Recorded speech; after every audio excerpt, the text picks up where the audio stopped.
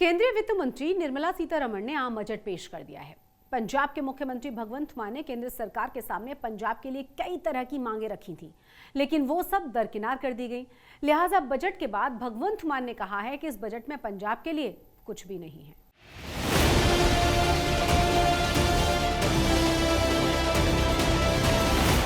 Honorable Speaker, I present the budget for 2023-2024.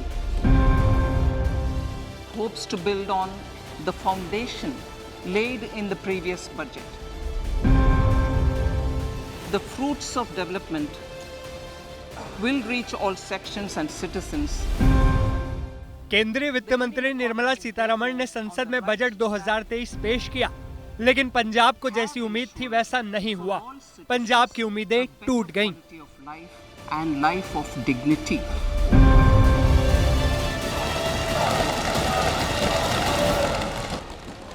Punjab के सीमावर्ती जिलों को विकसित करने के लिए विशेष पैकेज की मांग रखी थी। मुख्यमंत्री भगवंत मान ने वित्त मंत्री से मुलाकात कर बॉर्डर बेल्ट के लिए इंडस्ट्रियल पैकेज देने की भी मांग की थी, लेकिन मांगों को पूरी तरह से दरकिनार कर दिया गया। बजट से पहले पंजाब सरकार ने केंद्र सरकार से सीमावर्ती जिलों में इंडस्ट्रियल पार्क स्थापित करने के लिए 25 करोड़ रुपए मांगे थे। पराली न जलाने वाले किसानों की मदद के लिए 1125 करोड़ रुपए मांगे। संवेदनशील सीमावर्ती जिलों में आधुनिक पुलिसिंग ढांचे के लिए 1000 करोड़ मांगे। अमृतसर से नई दिल्ली और भटिंडा से नई दिल्ली तक वंदे भारत ट्रेन मांगी। राजपुरा चंडीगढ़ के बीच रेलवे लिंक, जिसके लिए राज्य सरकार जमीन मुहैया कराएगी। लेकिन वित्त मंत्री निर्मला सीतारमण ने मुख्यमंत्री भगवंत मान की मांगों को पूरी तरह से नजरअंदाज कर दिया। पब्लिक डे से पंजाब गायब था, अब देश के बजट से पंजाब गायब है। ये समझ नहीं आती कौन सा बदला ले रहे हैं ये पंजाबियों से। हमने, क्योंकि बॉर्डर स्टेट है, हमने 1000 करोड़ रुपए की मांग की थी कि बीएसएफ उनको अपग्रेड करने के लिए, मॉडर्नाइजेशन करने के लिए बॉर्डर की, क्योंकि ड्रोन वगैरह बहुत आते हैं, एंटी ड्रोन सिस्टम लॉन्च करने के लिए, उसका नाम भी नहीं लिया गया। वित्त मंत्री ने रेलवे बजट की घोषणा करते हुए नई वंदे भारत शुरू करने की बात कही है। अभी तक पंजाब से कोई भी वंदे भारत ट्रेन शुरू नहीं हुई। पंजाब के मुख्यमंत्री भगवंत मान ने अमृतसर नई दिल्ली और भटिंडा नई दिल्ली के बीच वंदे भारत शुरू करने की मांग की थी। ऐसे में उम्मीद है कि नई शुरू होने वाली वंदे भारत ट्रेनों की लिस्ट में वित्त मंत्री पंजाब को भी जगह देंगी। प्री बजट जो डिमांड्स मांगते हैं राज्यों से, हमने उसमें मेंशन किया था कि वंदे भारत श्री अमृतसर साहब से और बठिंडा से जो है दिल्ली के लिए, उसका नाम भी नहीं लिया गया। जब मैं बतौर मेंबर पार्लियामेंट वहां लोकसभा में था तो मैंने एक आइडिया दिया था, जो कि रेलवे मंत्री साहब ने एक्सेप्ट भी किया था, कि रिलीजियस टूरिज्म के लिए बहुत एक 5 तख्तों को जोड़ने वाली एक ट्रेन चले, जो अभी तो जो श्री अमृतसर से नांदेड़ साहब जाती है उसकी 2-2 महीने की बुकिंग है। इसके अलावा वित्त मंत्री ने देश में 157 मेडिकल और नर्सिंग कॉलेज खोलने की बात कही है, जिनमें 140 नर्सिंग और 17 मेडिकल कॉलेज होंगे। लेकिन किस स्टेट को ये मेडिकल और नर्सिंग कॉलेज मिलेंगे, इस पर अभी स्थिति साफ नहीं है। उम्मीद कीजिए कि वित्त मंत्री पंजाब को ये तोहफा देंगी। आज तक ब्यूरो। अब बात किसानों की आती है। बजट भाषण में वित्त मंत्री ने 25 बार खेती और किसान शब्द का इस्तेमाल किया, लेकिन साल 2022 तक किसानों की आय दोगुनी करने के वादे पर कोई शब्द नहीं बोला गया। विपक्ष कहता है कि किसानों के लिए ऊंट के मुंह में जीरा जितना ऐलान किया गया है। सरकार कहती है कि देश के किसानों को मजबूत करने वाला बजट लेकर आए हैं। किसानों, पशुपालकों और मछुआरों को अपने उत्पाद की बेहतर कीमत मिलेगी। साथियों, अब हमें डिजिटल पेमेंट्स की सफलता को एग्रीकल्चर सेक्टर में दोहराना है। इसलिए इस बजट में हम डिजिटल एग्रीकल्चर इंफ्रास्ट्रक्चर की एक बहुत बड़ी योजना लेकर आए हैं। आज जब मिलेट्स घर घर में पहुंच रहा है, पूरी दुनिया में पॉपुलर हो रहा है तो उसका सर्वाधिक लाभ भारत के छोटे किसानों के नसीब में है। गरीबों के लिए भी कुछ नहीं है, अनएम्प्लॉयड के लिए कुछ नहीं है, महंगाई कंट्रोल करने के लिए भी कुछ नहीं है, किसानों का जो उनका जो इनकम बढ़ाने का था वो उसका भी कोई इसमें जिक्र नहीं है, एमएसपी का जिक्र इसमें नहीं है। फिर कौन से गरीब के लिए ये बजट बना है?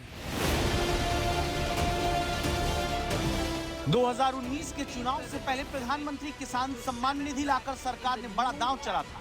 इस बार आखिरी पूर्ण बजट में ऐसा कोई बड़ा ऐलान नहीं दिखा, लेकिन जो बातें किसानों से जुड़ी बजट में सामने आई वो है 20 लाख करोड़ तक किसानों को क्रेडिट कार्ड के जरिए ऋण बांटने का लक्ष्य। इस बार 1.5 लाख करोड़ का इजाफा पिछली बार के मुकाबले किया गया। किसान सम्मान निधि में कोई बदलाव नहीं, लेकिन अब तक 11 करोड़ 30 लाख किसानों को 2 लाख करोड़ रुपए से ज्यादा दिए जा चुके हैं। श्री अन्न योजना से मोटे अनाज के उत्पादन और खपत पर जोर रहेगा। बागवानी उपज के लिए 2200 करोड़ रुपए की बात बजट में की गई। मछली पालन को बढ़ावा देने के लिए 6000 करोड़ रुपए की बात है। 3 साल में 1 करोड़ किसानों को प्राकृतिक खेती अपनाने के लिए मदद दी जाएगी। गोबर धन स्कीम के तहत 10,000 करोड़ रुपए खर्च होंगे।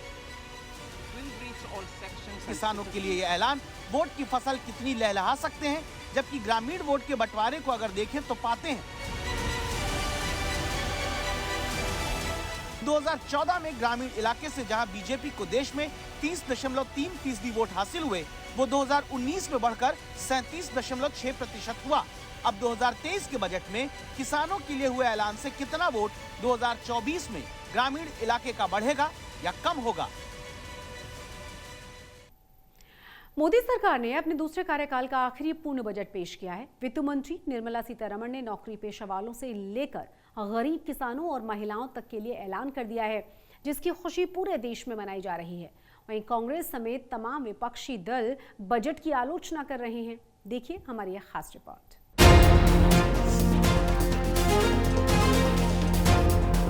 Honorable Speaker, I present the budget for 2023-2024. To skill lakhs of youth within the next 3 years. 8 साल बाद ये मुबारक मौका आया था। वेतनभोगी मध्यम वर्ग की झोली में मोदी सरकार ने टैक्स छूट की सौगात डाल दी थी। सैलरीड सेक्शंस में अभी जो ये 12-15 के ब्रैकेट वाले अभी 30% पे जा रहे थे, वो अगर 20% में आए तो कम से कम 10% की राहत तो होगी। जो नए रिजीम में बेनिफिट दिया गया है, इसमें जरूर मतलब नीचे वर्गीय लोगों को या मिडिल क्लास लोगों को फायदा होगा। केंद्रीय वित्त मंत्री निर्मला सीतारमण के बजट भाषण के वक्त सबसे ज्यादा तालियां उसी वक्त बजीं जब वेतनभोगी वर्ग के लिए नए टैक्स स्लैब का ऐलान हुआ। I propose to increase the rebate limit to 7 lakhs in the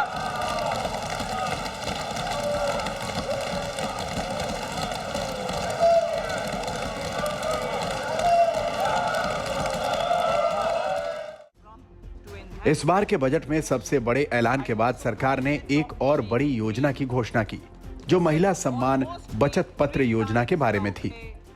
Mahila Samman Savings Certificate will be made available for a 2-year period up to March 2025. This will offer deposit facility up to 2 lakh in the name of a woman or girls for a tenure of 2 years at fixed interest rate of 7.5% with partial withdrawal option. इसके अलावा PM Modi ने इस बार के budget को पिछड़े, दलित, कारीगर, किसानों और छोटे उद्यमियों के लिए नई दिशा देने वाला बजट बताया। इस बार इंफ्रास्ट्रक्चर पर 10 लाख करोड़ रुपए का अभूतपूर्व इन्वेस्टमेंट भारत के विकास को नई ऊर्जा और तेज गति देगा। ये निवेश युवाओं के लिए रोजगार के नए अवसर पैदा करेगा, एक बहुत बड़ी आबादी को आय के नए अवसर उपलब्ध कराएगा। Of सरकार ने बजट को विकसित भारत की नींव बताया, वंचितों को वरीयता देने वाला बताया, लेकिन विपक्षी दलों की नजर में इस बजट में कुछ भी नहीं था। ये तो 2-4 राज्यों के इलेक्शन चुनाव को देखकर ही उन्होंने पेश किया। बजट वही है जो पिछले 8-9 साल से आ रहा है। टैक्सेस बढ़ गए हैं। हमारे दो के लिए खास ख्याल रखा गया है। नील बट्टा सन्नाटा है, बिहार को फिर से ठगा गया। हालांकि बजट भाषण के वक्त भारत के शेयर बाजार में चहल पहल थी, लेकिन बाजार बंद होने तक वो चमक फीकी पड़ गई। लेकिन कारोबारी जगत ने बजट की तारीफ की और सरकार की योजनाओं का स्वागत किया। Overall, a strong, growth-oriented, inclusive budget that is focusing on agri, that is focusing on urban infrastructure, that is focusing on the development of city level. ये बजट जो है भारत को एक अच्छा ग्रोथ दिलाएगा और मुझे लग रहा है ये जो बजट है वो पिछले 8-9 सालों की संख्या में परिस्थिति के अनुकूल बजट है और सबसे बेहतर बजट मुझे ये लगा।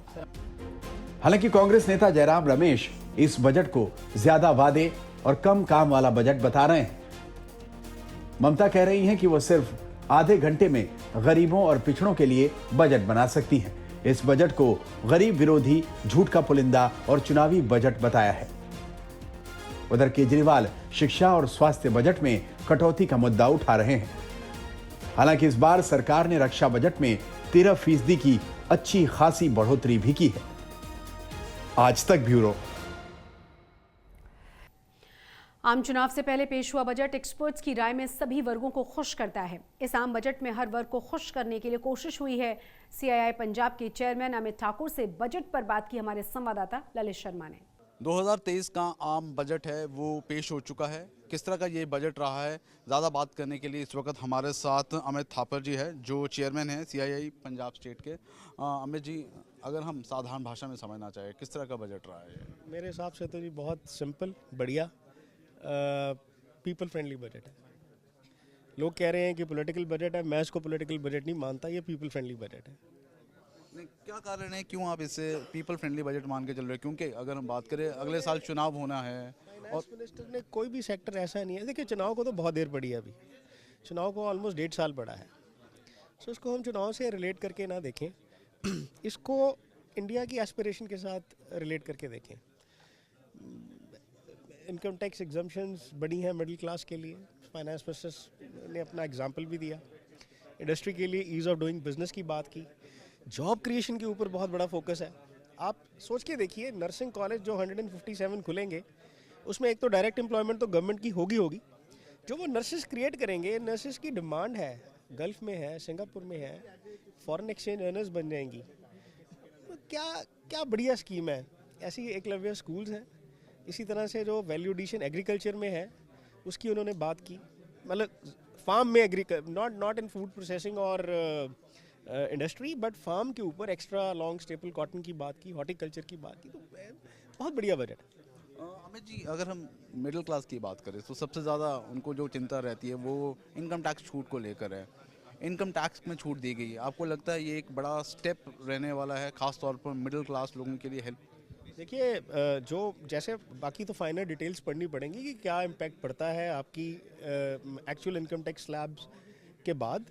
पर जो फाइनेंस मिनिस्टर ने एग्जांपल दिया उसमें एग्जांपल में बड़ा क्लियर था कि जो 60,000 रुपये पहले इनकम टैक्स दे रहा था उसको 45,000 देने पड़ेंगे, 9 लाख रुपए की इनकम टैक्स।